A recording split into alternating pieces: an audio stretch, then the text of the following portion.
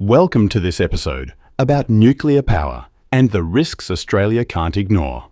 As we approach the 2025 federal election, I've been thinking a lot about the decisions we face regarding Australia's energy future, particularly when it comes to nuclear power. Today, I want to talk about something that sends chills down the spines of nuclear safety experts, the blue flash. It's not something from a sci-fi movie, but a real phenomenon that occurs during what we call criticality incidents, essentially accidental nuclear chain reactions that can have devastating consequences. Let me share a sobering example from 1999 in Tokimura, Japan. Some technicians, trying to save time, made the fatal mistake of mixing uranium solutions in ordinary buckets instead of using proper safety equipment. What followed was catastrophic. A criticality incident that released deadly radiation and claimed lives.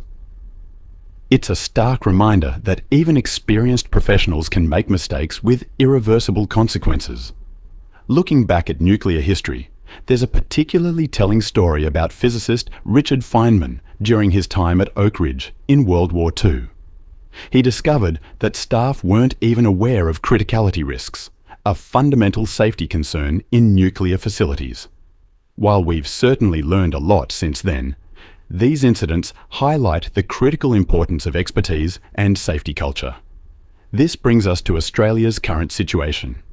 We're considering nuclear power, but do we have the necessary expertise? The infrastructure? The safety culture? These aren't just theoretical questions. They're crucial considerations that could affect generations of Australians. We're not just talking about the risk of criticality incidents, but also the challenge of storing nuclear waste, something no country has fully figured out yet. The potential consequences of a nuclear incident in Australia would be far-reaching. We're looking at possible casualties, long-term health effects, and areas that could become uninhabitable for decades. The economic impact would be devastating, affecting everything from healthcare to tourism and agriculture. As we approach the 2025 election, I believe we need to seriously weigh these risks against the proposed benefits. Are there safer alternatives we should be exploring? Is nuclear power worth the inherent risks? These are questions every Australian voter needs to consider carefully. Thanks for tuning in to today's episode. Remember, the decisions we make today will shape Australia's energy landscape for generations to come. I'll catch you next time.